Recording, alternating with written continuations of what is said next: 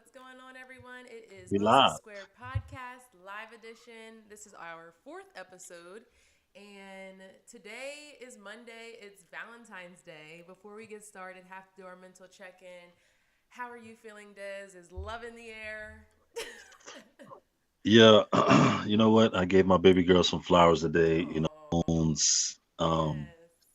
She was very excited about it, but um, all is well. Yep, All is well. I'm enjoying the single life and grind mode, getting to it, yep, building a business. So yep. I'm in It's a lot of love with myself. sacrifice. Exactly. Yeah, For yeah. sure, for sure. Growing, self growth, all of that stuff. How about you, Lo? What you got going? Any sparks flying? Do I need to come, check on any young men? No, Yeah, I no. know. There are no sparks flying down in these parts, but it is Valentine's Day, so keeping a Yes, it positive is. attitude, sending love to my single and even taken friends I've sent messages to, just letting them know that they are loved and appreciated. Mhm. Because you don't always tell your best friends that, but once a year, Right. it suffices. Yeah, yeah, it's important. Yeah. I took my mom and grandma and sister over some roses. Obviously, you're a little further, or you would have been part of the Yeah. gang. But Well, I got my happy own. I got Valentine's my Day. tulips. I got them over the Hey, weekend. I was hoping that they would have opened by now, by Valentine's Day, but they still look pretty. yeah, they'll be ready. Give them a week or so. Yeah. They'll be just right. Facts. So it's Monday, which means yesterday was Super Bowl Sunday. Mhm. Not just an average old NFL game. It was the Super Bowl. The LA Rams home team on their home field beat the Cincinnati Bengals. Dun dun That they did. dun. Uh, Were you Heck of surprised? a game. Oh, heck of a game. Heck of a game. I mean, there's no other. I mean, we could have said, oh, we want to see these teams in the Super Bowl all season long if we wanted to, but the two teams that ended up Sure. there put on a show. Well deserved. Put, Well yeah. deserved. It turned into a defensive of battle. Mm-hmm. These two teams. We talked a lot about their offense and the weapons that each of them had. Obviously, the Rams and Odell Beckham, Cooper Cup.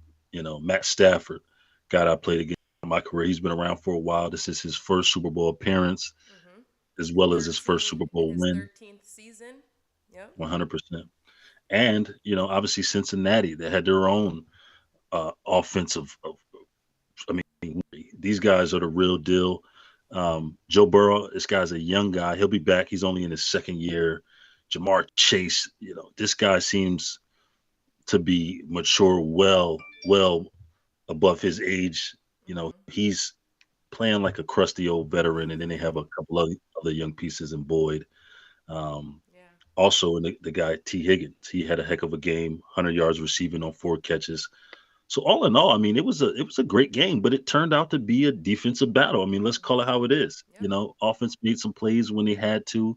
Late, Cooper Cup with a great catch, and Matt Stafford with a heck of a no look throw, which the internet's going crazy I about know. right now. But he's But been but doing what that. can you He's say? he's been doing that for a while. I hear it's not. Well, it wasn't just this He season. I has. think this is the first season that a lot of eyes have been on him for them to catch it. Yeah, But no, that's definitely a heck of a, I guess, a tool to have in your toolbox. That's not for something sure. that a lot of quarterbacks today, back in the day, had in their game. Yeah, it's a newer style. Obviously, Patrick Mahomes gets a lot of the praise for making it very, flamboyant and making it a part of his weekly game. But Mm-hmm. don't get it mixed up. Matthew Stafford can make all the throws, and and when it really counted, when it really mattered, he made an incredible throw on Sunday to his guy, his number one guy, Cooper Cup, Yep. Triple Crown winner. Let's talk about that. This Yep. guy's the first. He's the first receiver ever to win. He had the most receiving yards, catches, as well as receiving touchdowns. Yeah. What does that say about a guy to lead the league, the NFL, in all three? That tells you that he's locked in on every facet. Like I'm just thinking about teammates that I had that were like that. Jocelyn Willoughby, who we had on our podcast Mhm. before, is someone that resembles him. Like I don't know how he is off the field, but I can only imagine that he is locked in when it comes to getting his reps in, when it comes in to putting what he needs into his body to make sure that he's healthy throughout an entire season. Because that's a question that I even have. Our next topic up with the Bengals is staying healthy this off season Sure. is going to be important. But back to Cooper Cup, it's just his relentlessness to just succeed in his position. There are so many Yeah, positions in the NFL and that people talk about all the time. Quarterback obviously is one. Um, Defense is obviously a huge department, but in the wide receiver position, you always hear about Devontae Adams. We've been sure. hearing about your dude in KC, Tyreek Hill. Yeah. But Cooper Kupp has made it look easy all season long when the odds were Tough. against them and they didn't have OBJ or anything, or so he Well, definitely stepped up. I think you hit on two great things right there, Lauren, and one of them was his preparation. They talked about how this guy beat Matthew Stafford into the building every single day in order to have one-on-one meetings with his quarterback so they could be on the same page. Secondly, we all heard, across the country, the interview that Cooper Cup did. It was a post-game interview with a young lady, and there was even some feedback like, was he trying to talk over her head? Was he being facetious? Hmm. He analyzed the play with such. I mean, it was so in depth. Yeah, it was as It if he was almost sounded as though explaining. he was joking Well, I mean, when I first saw it, I was just like, it just sounds like he knows what he's talking about. Like, at a very high level. But trust and believe. It takes a lot to learn the game at that level, and not everybody understands. This guy is a guy that transitioned back into the wide receiver position. Not hmm, everybody understands the game at that level. Let's be clear. I mean, yeah, this guy talked about from the secondary down what was going on within the play, yeah, and it allowed him and his quarterback to be on the same page and obviously have a game-winning touchdown. So yeah, you're right. His preparation is uh, it's head and shoulders above the competition, and I don't think that him winning the triple crown and receiving this year was a mistake. yeah. No, not at all. On the other side of the ball, uh, your man Aaron Donald. AD baby, He I had a little Twitter war about this guy. Not even a war so much. before or during the game. It was during the game, Okay. and I watched it, with my buddy, and there was a point in the game, and it was mid to late third quarter where Aaron Donald ran down Joe Burrow. He tackled him out of bounds. It was good tough tackle. He pushed him. Oh yeah, I remember Offensive that. lineman runs over and stiff arms him. I'm like, Yeah. Oh, I saw your tweet. I know what tweet you're talking about. I saw your tweet because I yeah. was waiting. I was hoping. I was like, I hope he does make him mad because that's the Aaron Oh, Donald we all want. he upset that man. That's the man you want to leave sleeping. You don't want to wake the beast. And shortly after that play, he came out. He had a pressure sack. I mean, he took over the game from that point on. He's not a guy you can block with one human being, no matter how big and strong they may appear to be, because these offensive linemen are Hmm. freaks of nature in themselves. But Hmm. Aaron Donald, you don't want to bother him. Yeah. You just want to let him be. Let him sleep. Yeah, and his numbers in that game don't even really like show his impact. He had 2 sacks and 3 quarterback hits, Yeah, but he's all over the field the whole everywhere. game. It's like Now, don't I give a game now. yeah, Two no, sacks. yeah, well, yes, yes, it was, and timely Yes. sacks as well. But there was a conversation. I want to say it might have been work today or even last night. I can't remember who I was having the conversation with. But they were thinking that he should have came out MVP. Mm.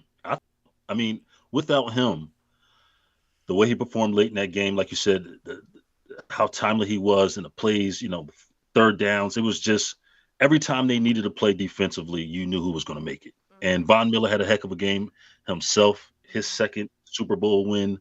Yep. Their defense stepped up, and that was pretty much my feel all week. I said, I really want the Bengals to pull this out. I mean, I'm rooting for these young guns, but can they get past this LA Rams defense? And the answer, and long story short, was no. Yeah. They couldn't. These guys are the real deal from top down. Jalen Ramsey, he had a couple tough plays, but he played outstanding. You know, he overcame those big plays and continued to make plays, play tough. He held Jamar Chase relatively quiet. I mean, he had 5 catches. Jamar Chase, I'm speaking on. He had 5 catches, 89 yards, which is it's a solid game, but it's not It's not a Super the Bowl game. 260 yards of the Kansas City Chiefs. Exactly. But that's a good point. And you talk about Jamar Chase and the Bengals, obviously there with Joe Burrow at quarterback. What are some questions you have for them going into this offseason, preparing to hopefully find themselves in the same situation as this year? I mean, not bad second year as a quarterback, Sure. playing in the Super Bowl. Your rookie wide receiver in the Super Bowl. Hmm. I wouldn't say a lot has to change for them to get back there, but what do you think is something Well, that they can attack right away? they'll need to continue to get better. That's the one thing about the NFL. Every year is completely different. You can have an outstanding year and go into the next season. There's going to be some turnover within the team, the roster.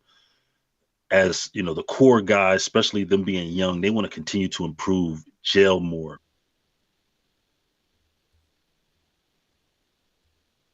on Uh-oh. those third downs when they need a play.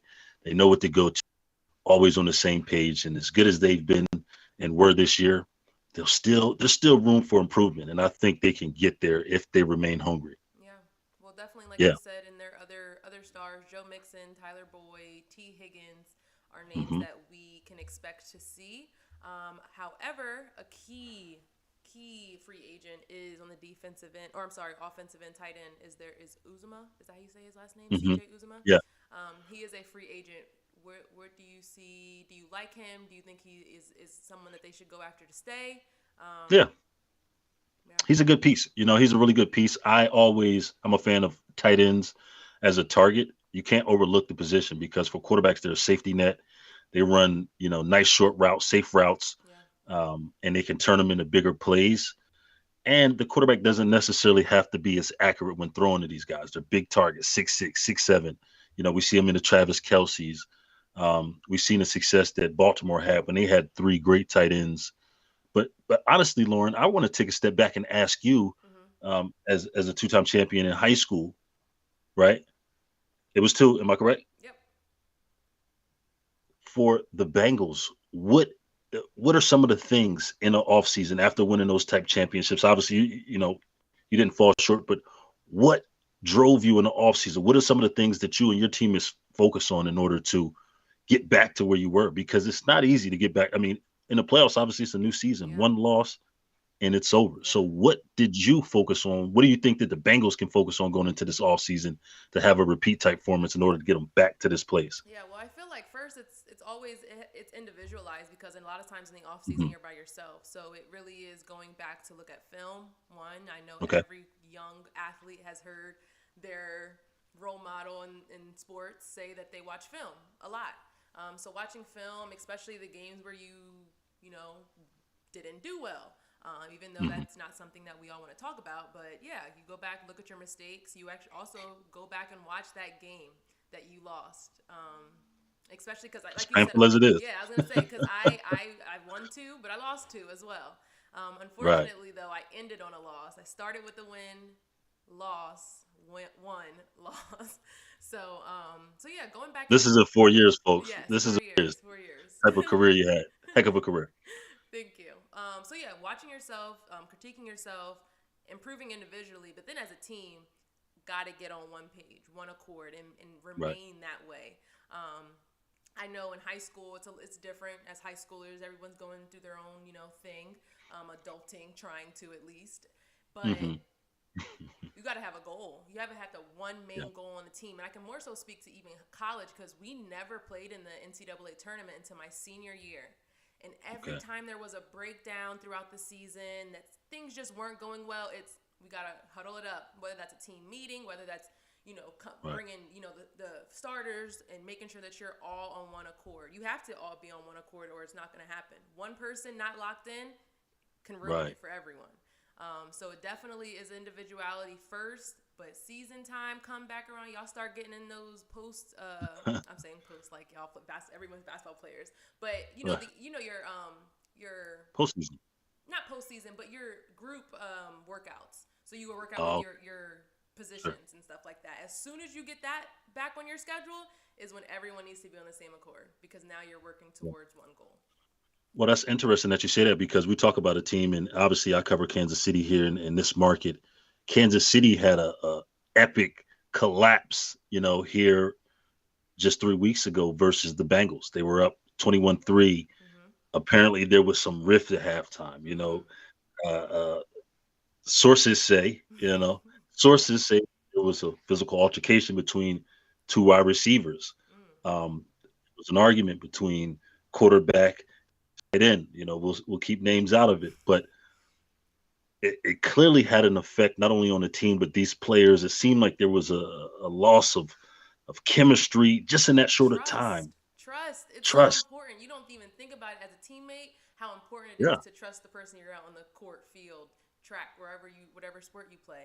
That's so Hmm. important. And I remember in college, we used to have team meet like team bonding where like a third party would come in even so that they Sure. can just moderate but also kind of inform us about little ticks or something that somebody might not be aware of that someone else may be doing on the team. It's They're such small things, but they are really important. Absolutely. Yeah. Absolutely. So, I don't want to harp on this, but final piece for a young athlete, Hmm. for young teams, obviously there's always something you got to overcome, different hurdles. What is a strategy? What's the technique that you used as a leader throughout your career to overcome something like this? Because it can happen. You could Yeah. just be a simple argument that, turns volatile. It could be something that's brewing over time and it Yeah. just, Well, we're kind gonna of take it back. overflows all at once. We're gonna take it back to kid days. It depends on when Sure. it happens too, because sometimes it happens in the locker room, sometimes it happens in Sure. practice. You hug it out, Right. and then when you go out of your locker room, you go onto the court. My coaches, every coach that I've ever had, whatever's going on, you leave it at the door. As soon as Uh, we step in here for practice, nothing else should be mattering. And that's also for things that might be just going on in life as well, whether that's a riff with your teammate or not. But the only time I think I only had one time where I like let something over into practice. And my coach, everyone can tell, like everyone, like when you're the leader and you're the most yeah, vocal and something's really getting at you and you just like in your head, everyone can tell. And everyone on my team, my coaches for called sure. me out for it. And that's just them trusting that like I'm not gonna blow up on them because I am in the mood. It's like, nah, y'all right. Let me get out of my head, walk out the gym, put some water. Right. That was always my thing. Put some water in my face, look myself in the mirror, and tell yourself why you're there. So Facts. yeah, no, but that the water in I, my face was a real thing though. well, that's the technique, and it might be as simple. Yeah, It might be as for me. I was odd. Once I stepped in between those lines, I was a nut, yeah, and once I stepped outside, it's all love. yeah, I might have just yeah, fought a teammate in practice. We walk out, hey, bro, yeah. what's the mood this weekend? They're like, yo, what's wrong with you, bro? But You that's just but that's the thing. Everyone is different, and it took and for like sure. you told us your Tulane stories, and so it took a Yeah, while for people to really understand you, maybe. And then once they did, it's like, all right, but I know when he comes out here, he's ready to play. I know he comes out always. here, he's gonna give us something that we need to win. So Yeah, yeah, yeah, everyone's different. Everyone handles things differently, but you can't let that stop you from being successful as a team. 100%, 100%. Yeah. Well, that's a great. I mean, I think those are some great tidbits. Yeah. Hopefully, some of the And Chiefs are listening. it actually goes into our next subject very well because it's Hmm. NBA trade reaction time because it already Sure. happened. It ended on the 10th and it is the 14th right now, but we got to talk about the biggest moves because obviously there were some small ones here or there. New Orleans was a part of one of the questionable ones. I won't even say big ones, but let me unpack it. So, New Orleans Pelicans, they Hmm. took or they sent Josh Hart, Okay. Nickel Alexander Walker, Tomas Satoransky, Didi Lozada, um, and a first round 2022 pick and two Okay. future second round picks to Portland Trailblazers. Do you know who the Pelicans got? They got A fella by the name of C.J. C.J. McCollum. He's an assassin now. Say again? He's an assassin, a quiet Oh yeah, he assassin. is definitely a quiet He- assassin. They also got Larry Nance Jr. and Tony Snell. Okay.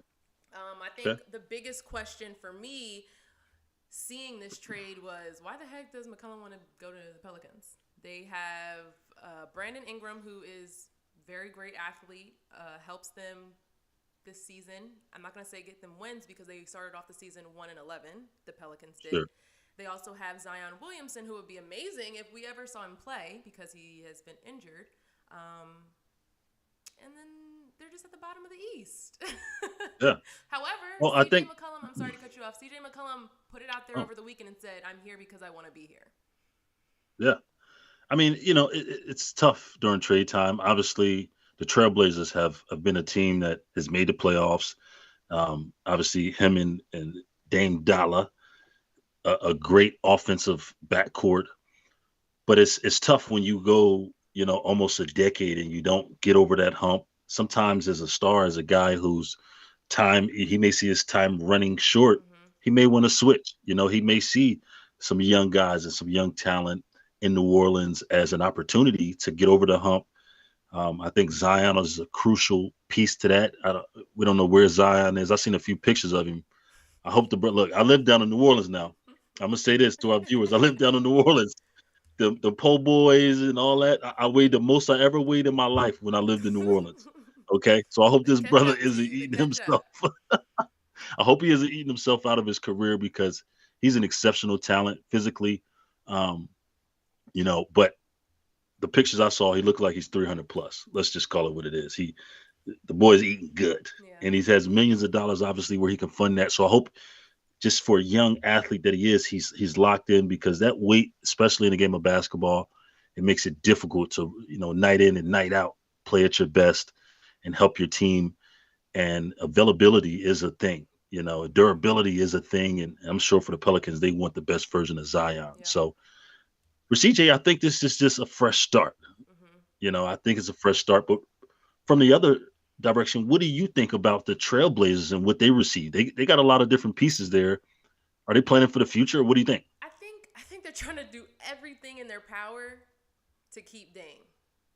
Sure, I don't know how. Obviously, I don't know how heavy his influence has been in this particular trade, but I know that he wants to win, and that's why he's still in sure, Portland, and that's why he probably won't be leaving Portland as soon as everybody kind of wants him to, because they want to see him win as well. But it's something about pride.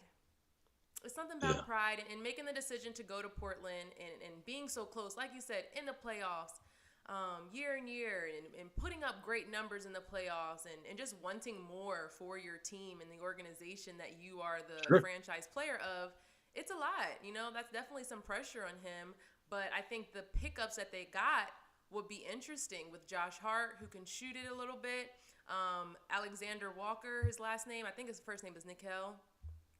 He gives them some size as well, something that Portland doesn't have huge reliability in the post section. So Sure. I think they'll be good. And if they get a first round pick of 2022, they could be looking at something very successful in the next following in the couple following years. I'd say. I don't know how. We'll see who that pick is, but That'll be important. yeah, no, it'll definitely be important. But that's why I think the trade deadline stuff is so important for teams. And sometimes, I'm not a sports business admin person at all. However, I do think that they rely heavily on GMs. When I say they rely heavily on drafts, the NBA draft. 100%. And sometimes they don't always work out. You got to have the young talent. They're, huh? You got to have the young You talent. I gotta mean, have young it's part talent, of the but there are process. also 50-50 chance for them to be busts. Sure, sure, sure. And if someone is Yeah. playing pretty well now with another team that might help you get to where you need to be, I don't know. But obviously, that also has to do with salary caps and things like that. Yeah. Another reason why I thought it was interesting that the Lakers didn't do anything, but they also have some very high-paid players who are just Well, losing. let's talk about it. Let's talk They're about it. They losing. got Russ, and Russ They is are playing still like losing. bus bustle Westbrook right now. But I mean, come on. I seen some games. I'm like, Russ, are you really trying? I get you're unhappy. We're talking about a prolific all star, perennial. Yep. This guy, year in and year out, has shown, Triple double he can king. average triple Yep. doubles, all of that stuff. He's playing in his hometown. You think he'd be super He's healthy. motivated? What's going on, Lo? What are you seeing right now from I'm not. from Bus? I'm literally not. No, I'm not. I haven't been watching the Lakers. LeBron is my man. If anyone knows me, they know I don't have a team in the NBA. I follow LeBron. He's doing great, so kudos to him. But I'm not even watching him because the Lakers are that bad. It's I'm bad. tired of it. Like It's bad. I'm mad writing it down in our rundown, to even talk about it. They just, like you said, they're just playing with little effort. AD's disappointing me. I feel like he should be at a Yeah. better place in his career. I understand injuries, but It's hard to watch. Are they in, are they enjoying the LA lifestyle too much? I mean, what do you think Well, contributes to this type of seeing? Because it is embarrassing, truly. You know, something's I'm a LeBron fan as well. yeah, something's definitely not clicking. I don't Hmm. know if that is as a team, like I mean, like in practice and things like that. Um, it can be a variety of things. But when you think of somebody not like letting loose in a new city or in a big city or in a city like LA, there's Sure. usually some crap about them on social media. They're like getting caught up in stuff in social life and whatever they're doing, they keeping it under wraps if they Yeah. are I mean, these focused on guys that are older W. as well. There's some older I don't mean nothing. personalities. Carmelo Anthony is old, and we done found out he got a kid in a whole nother country. Why why you put Melo on the Love skillet like Melo, that? love Melo, love his game, but come on, you We're you not you we're you not talking seeing about Hoodie they Melo. older, they not Yeah. always white. Shout out to Melo, Hoodie Melo. I want to see these guys back. I mean, it's tough to watch right now because they do have a lot of talent. Let's call it how it is. Yeah. But I also think they have a lot of strong personalities, and that could be something where it's hard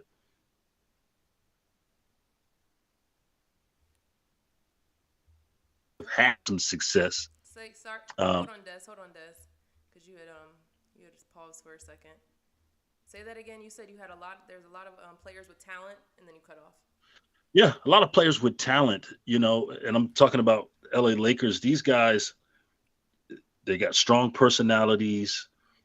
Is it hard for these type of guys, especially later in their career? They obviously the egos and the paychecks are all there.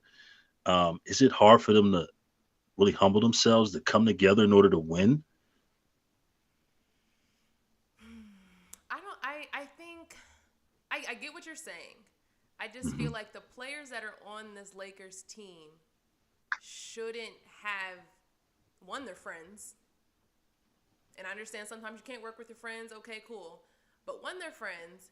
Two, they are the best athletes in the Sure, country, in the world. in the world. They're the best athletes in the world and in the NBA, and they can't find a way to win. I'm sorry. If you have the best talent outside of the Warriors, outside of Kyrie and and Durant, KD, yeah, they, what's they should stopping be you winning. guys? I'm Well, I'm let's talk about it. Let's talk about that. I'm glad you brought them up. The Brooklyn Nets. yes. They just they were on the receiving end of a trade, Yes, they a were. blockbuster trade Yes, they um, were. that sent a guy who's been on the bench. He's been icing it up. He should be fresh legs. What do you think about that trade between Yeah. Philadelphia, James Harden, to Philadelphia with Yeah. Joel Embiid and So This new look Brooklyn team? I'm excited about it from a I do. Philly perspective, honestly. Okay. so Okay. let's so let's get that straight. So yes, what Des is alluding to is that Brooklyn Nets and 76ers agreed to a deal where James Harden and Paul Millsap will be going to the Sixers, and then Ben Simmons, Seth Curry, and Andre Drummond will be going to the Brooklyn Nets. Hmm. I'm That's excited. a lot of pieces. A lot. Oh no, there's more. And then they get two first round draft picks. Brooklyn does. So something about I this like James Harden man is something special. But like I was saying, I am excited for the Sixers because they still got Embiid. And for sure. Embiid and Harden, when I just heard that, I got very excited because Yeah. it's like when they both get in their zone, they are It's tough. unstoppable. It's tough. I think Unstoppable. we're overlooking Seth Curry though. I'm Seth not. Curry was a I'm not. nice piece. I'm He was not a over. nice piece. He was, and I'm not looking over him. I'm not. But if I'm not mistaken, I mean, I believe the Sixers still have Green, who's a shooter. But I'm not saying that I'm not excited Look at for my them. face. This is how I feel I about know. Green. I know. I know. Okay, we get it. But it's not that I'm not excited for the Nets. It's just with Kyrie playing at away games and not home games, like I don't really have much comment to what they can do this season because they're two I different don't know. teams, home and away. and I Yeah. believe that's a lot of where the frustration came from when it comes to James Harden. is how Sure. can you get in a rhythm? Not to mention they've been losing. How can you get in a rhythm when a guy is here half the time and gone the next? Yeah, and a So guy who requires a lot of shots. I mean, it changes the game yeah, plan when Kyrie is in the lineup versus when he's not. yeah, it does. Change matchups change. It's really hard for them. So what do you think about this Brooklyn Nets team now with Ben Simmons, Seth Curry, and Andre Drummond? I like it. I think that they added some shooters, which is obviously important. A rebounder in Drummond, um, a facilitator in Ben Simmons. But Ben The Simmons question, hasn't played in a while. he's got one of those games. It's not like he needs rhythm with his jumper. We know that much. It But won't I be think there, you know. I agree with that. But I do think he is a confidence player, like a player that For has sure. to be confident in his game, and obviously we would assume that he has been working on his game this entire time Right. anyway. Um, but like you said, it isn't much of a rhythm. It's more so of just like him being in a rhythm where he feels confident enough to play each Yeah, night. and be fresh. He can handle the rock.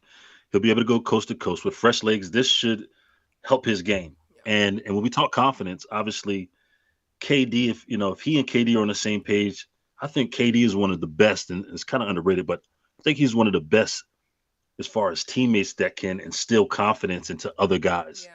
KD's are like, he's very enclosed. He's the type of guy that'll tell a guy on his team, yo, man, F all these guys. You like that, bro. Yeah, I look, I'm the best in the world, and I'm telling you that. yeah. And I can see that being very helpful to Ben's game.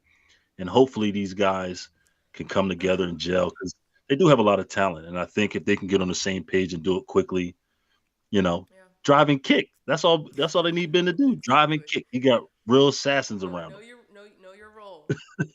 Know your role and play it well. Yeah, yeah. Well, no, those trades, I'm not gonna lie, they are very exciting. Looking forward to seeing both of those two, specifically when we're talking about trades. Those two, as in Simmons and Harden.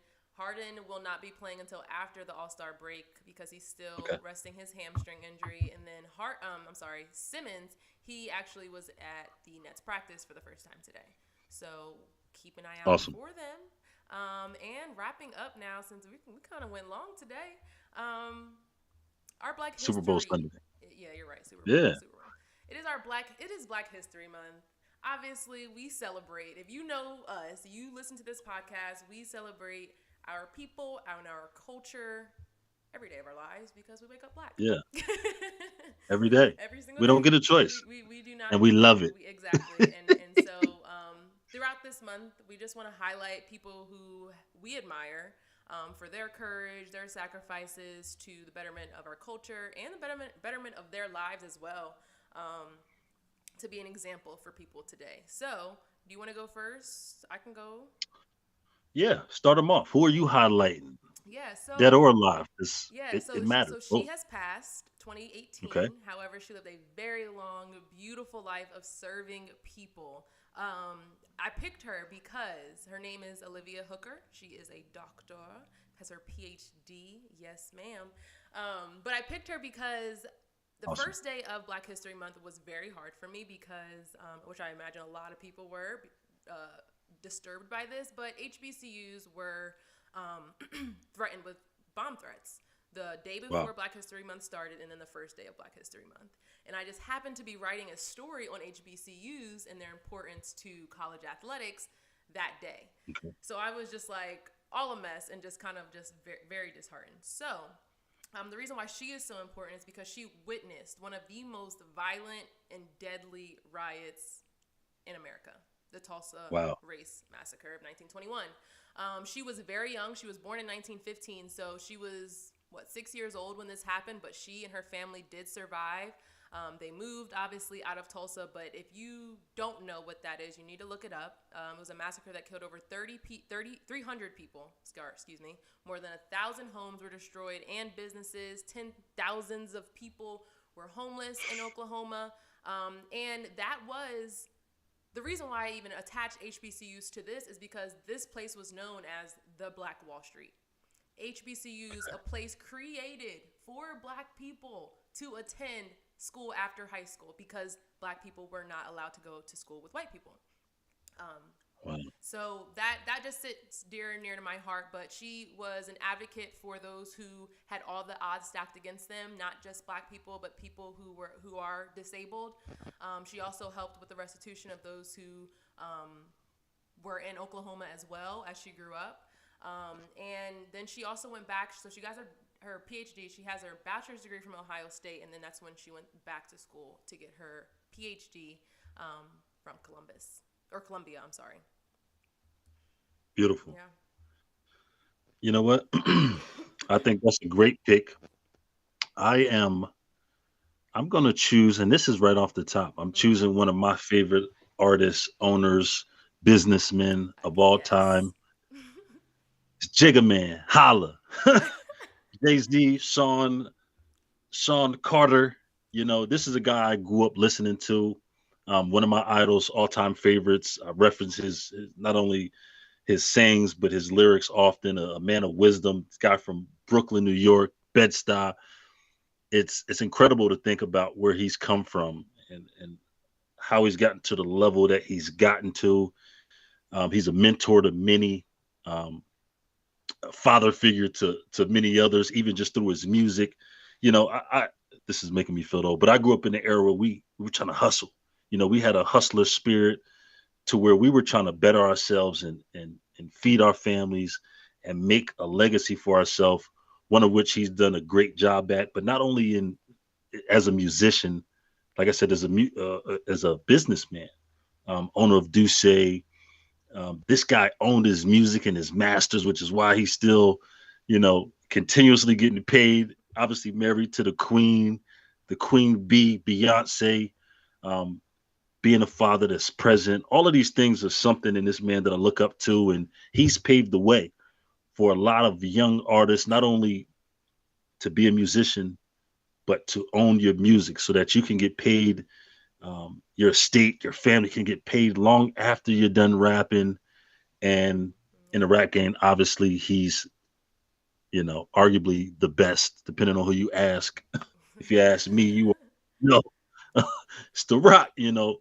But he's also made a ton of other millionaires, on his platform and worked with guys from East Coast to West Coast. One of my favorites, and a guy who remains relevant. He's like big bro to everybody. Yeah. So And shout out. we didn't talk about it, but halftime show was all his doing.